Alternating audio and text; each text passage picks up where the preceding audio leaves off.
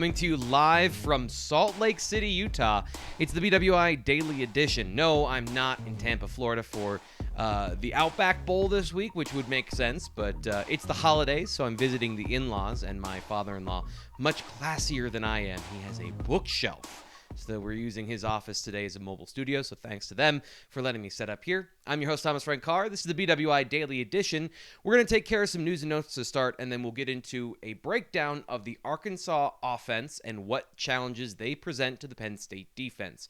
You know they're a run-heavy team, but I'll give you the details of how they do it and who it is that's making all of that happen. But just off the bat, we all know this is a very well-produced, smoothly run, with absolutely no seams sort of show, right? Right? Well, on location today, like I said. So just bear with me if you're watching on YouTube. I appreciate everyone watching the show to begin with. If you like this video, make sure you subscribe and you hit the like button. You know, it's a holiday season still, going into New Year's resolutions, all that stuff. I don't know how that applies to hitting the like button, but, you know, bring up the holiday season like every other commercial. Okay, and the other thing is that if you want to subscribe to BWI, BlueWhiteIllustrated.com, going into the bowl game, it's still just $1 single. And if you don't know the value that is, I don't know what to tell you at this point. You can get all your Penn State information this offseason, heading into next year, heading into the bowl game next year for just $1. Link is in the is in the description below, and you can subscribe there so you don't miss anything from Penn State football, because this is a big week. Starting with some of the news coming out today, Jaquan Brisker is opting out of the bowl game. That is official. Nobody really surprised by that, dealing with a nagging shoulder injury all season long, which seemed to get better as the season went on, but do any of those things truly get better? So he's opting out of the bowl game. He is the third defender so far to do so. And we'll keep you up to date. As of recording, Arnold Ebiketie, defensive end, has not opted out. Neither has Jahan Dotson. But if they do, BlueWhiteIllustrated.com, that is your first place to go for any information about the Outback Bowl, who's playing in it, or if it's even being played. And, of course, that's the other thing looming over this week with Penn State and Arkansas in Florida in Tampa for the Outback Bowl is there going to be a game played with COVID? Several bowls have been canceled. The Military Bowl, I believe it was just canceled the other day. So, again, if there's any information coming out about what's going on, BlueWhiteIllustrated.com is where you want to go. At Penn State on 3 on Twitter, so that you're in the know about what's happening with Penn State football. Okay, let's get into the offense, and let's talk about Arkansas and what they do. And normally on this show, we focus a lot on quarterbacks, right? It's the number one place you got to start with any football team in general. It is going to tell you what to expect from the opposition. But really, Arkansas is all about KJ Jefferson. Everything they do is based on him. Now, that's not entirely true because it's based on the offense and the running system that they have in place.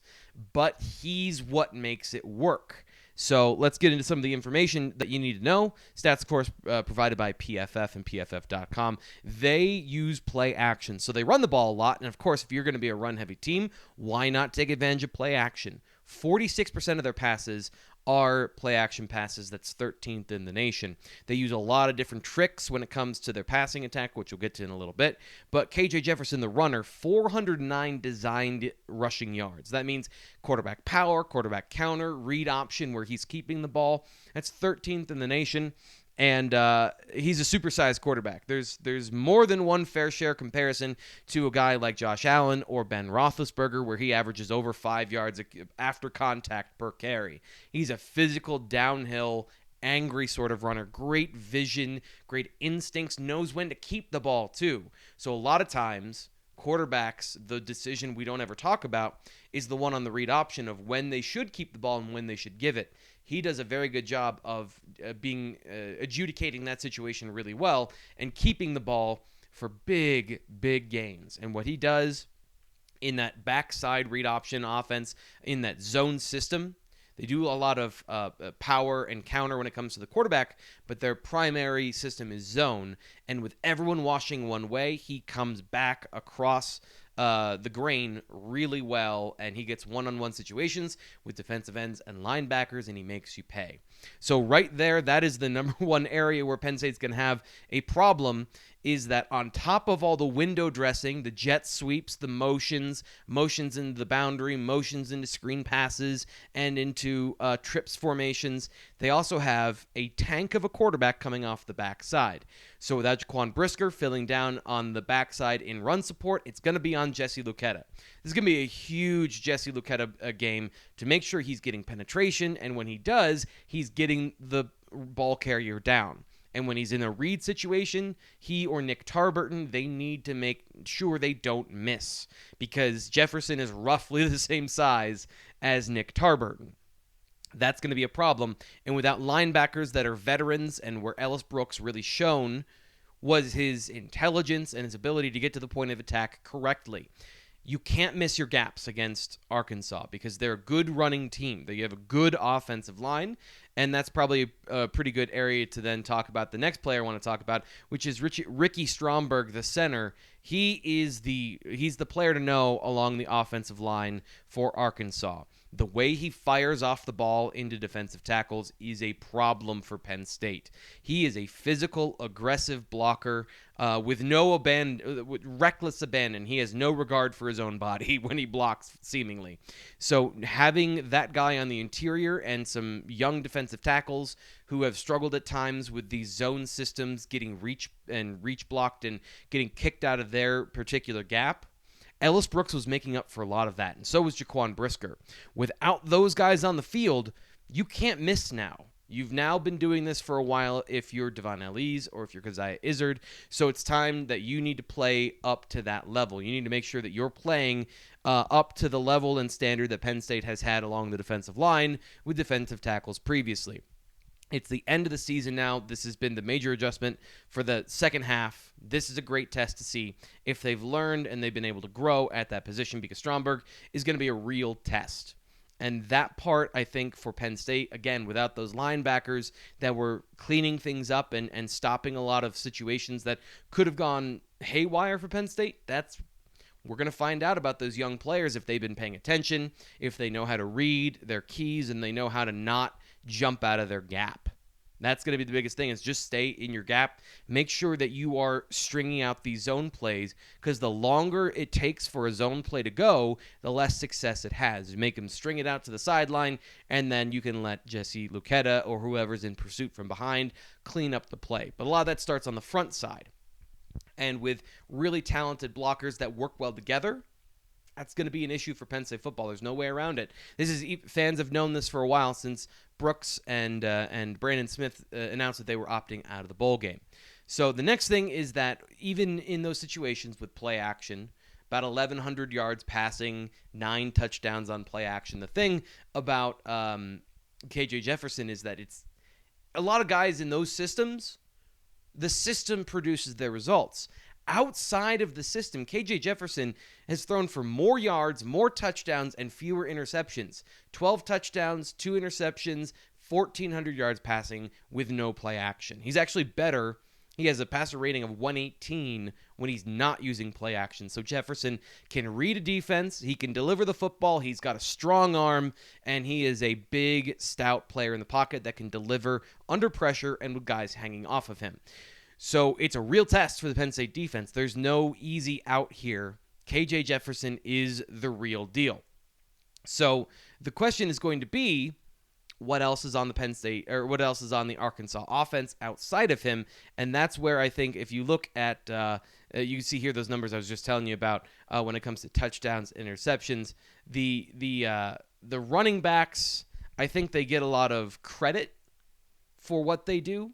But Traylon Smith, Raheem Sanders, Dominique Jefferson, they're all good. They all average 4.5 to 5 yards a carry, over 3 yards after contact. They're everything you're looking for from running backs, but they're very much a product of the system of, it's KJ Jefferson's show. He's the lead runner. These guys are taking advantage of the space created by his threat. So that's going to be another thing, is these guys in space, you can't miss. You have to make sure that when you get them, you tackle and wrap up. Because even a guy, I think, like Dominique Johnson, who's a good football player, if you get your hands on him, you can get him to the ground. So containing that and containing the base rushing attack is going to be an emphasis for Penn State football under Anthony Poindexter, who is going to be the defensive coordinator in this game. And he's working with a short deck. So once again, not only do these young linebackers have to know where they have to be, they also can't make mistakes physically either. It's going to be a problem. But if there's one area that might be a saving grace for Penn State, it's that Treylon Burks, the superstar receiver, has opted out for Arkansas. And if you think Jahan Dotson had the lion's share of Penn State's offense, just look at these numbers. The receiving numbers are out of hand in how skewed they are. Treylon Burks, 1,100 yards, 11 touchdowns, 65 targets. The next two players combined have 21 and 18, so they are maybe getting to half of his production in yards and in targets. So who's getting all of those targets? And it's not just the deep stuff. So it's not just the play action going down the field as a big, fast, physical potential first-round pick in Burks. It's also everything else. And Arkansas, despite the fact that they do take some deep shots and KJ Jefferson does push the ball down the field at times, they are still a pathologically conservative offense. All of those tricks, all of that play action, all of those jet sweeps, that's all a part of their running attack, essentially, where they're motioning guys into a trips formation and then throwing a screen. Or they're motioning away and getting one-on-one for Burks, and then they're throwing to him and letting him go beat a guy and get a big play in basically one-on-one ISO basketball. Without him, how does their play calling change? And is there anybody that's going to step up and be the next guy? Or can they?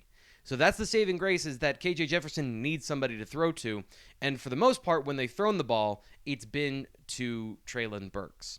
How does that work out in Penn State's favor? Well, they can stack the box. I think that this is going to be a game. You're going to see 8 or 9 guys in the box to start the game. And then for Penn State, who doesn't want to give up big plays, I would gamble a little bit. I understand that it's not like they're devoid of talent, but it is, at a certain point, you got to know what your weaknesses are. And right now, that young linebacker core and whoever fills in at safety, that's going to be something they need to take care of and make sure, even if they aren't totally buttoned up in the run game, they throw enough bodies at it to stop it. Because if you can do that, that's the flaw in this system. As with all rushing teams, even one that has a unique system and some unique talent in it, if you can stop them on first down and get them into 3rd and long, this is not the sort of offense that is going to produce wow sort of plays on 3rd and 10 through the air.